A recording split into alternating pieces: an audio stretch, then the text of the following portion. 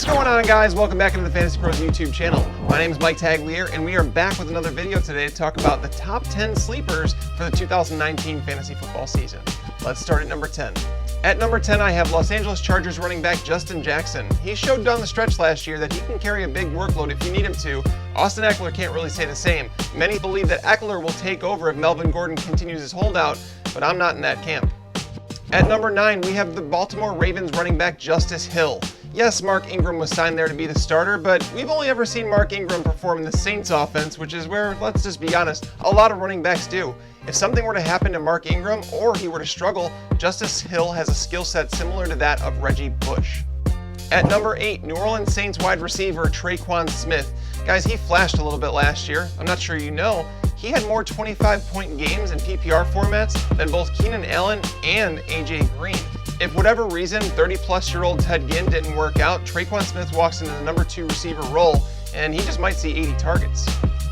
At number 7 on our list, we have Pittsburgh Steelers wide receiver James Washington. While Washington did struggle a little bit as a rookie in the offense, we've heard raving reports out of both Ben Roethlisberger and Mike Tomlin saying it's only a matter of time before what they're seeing in practice translates to the playing field. There are over 200 targets vacated in this offense. There's a potential breakout here. At number 6, we have Cowboys wide receiver Michael Gallup. Gallup, he was another one that flashed a little bit last year. Granted, Amari Cooper is there as the number 1 option, but if Ezekiel Elliott continues his holdout, we could see this team become a bit more pass-heavy, and that would surely benefit Michael Gallup. Number 5 on the list is we have Chiefs running back Carlos Hyde. Has he been inefficient the last 2 years? Yes. Can he handle a large workload? Yes. Does he play for Andy Reid? Yes again. Damien Williams is already dealing with a hamstring injury. And if Hyde gets in the field, he could be a league winner that you're taking in the later rounds. Just think about it. Were Spencer Ware and Charkandrick West elite running backs?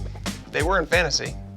At number 4 on our list, we have Chicago Bears wide receiver Anthony Miller. Most don't realize that he had a broken foot in his final year at Memphis, which he was still trying to come off of while in his rookie season with the Bears, but he also dislocated his shoulder 5 or 6 times, they're estimating, so much to the point where he actually had surgery on that this offseason.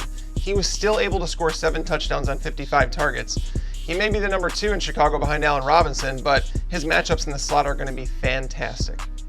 Number 3 on our list is another Chicago Bear, Mitch Trubisky.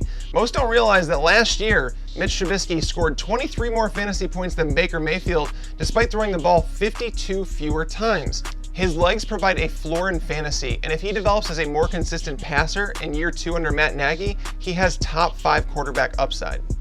At number 2, we have Patriots running back Damien Harris. Guys, Sony Michel has now had 2 knee procedures over the last 12 months, which is why the Patriots went out and drafted Harris in the 3rd round. If Michel were to miss time, Harris walks into the goal line role on one of the highest scoring teams in the league. Guys, LeGarrette Blount scored 17 touchdowns in that role. And at number 1 on our list, we have Green Bay Packers wide receiver Geronimo Allison.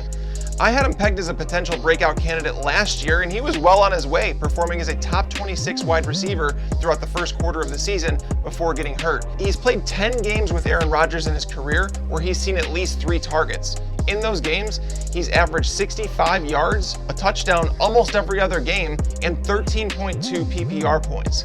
That is well within the range of a consistent fantasy starter. On top of that, he's moving into the slot this year as their big slot receiver. I did an article this offseason that highlights slot targets are worth 11% more half PPR points than perimeter targets. This is only going to help Geronimo Allison.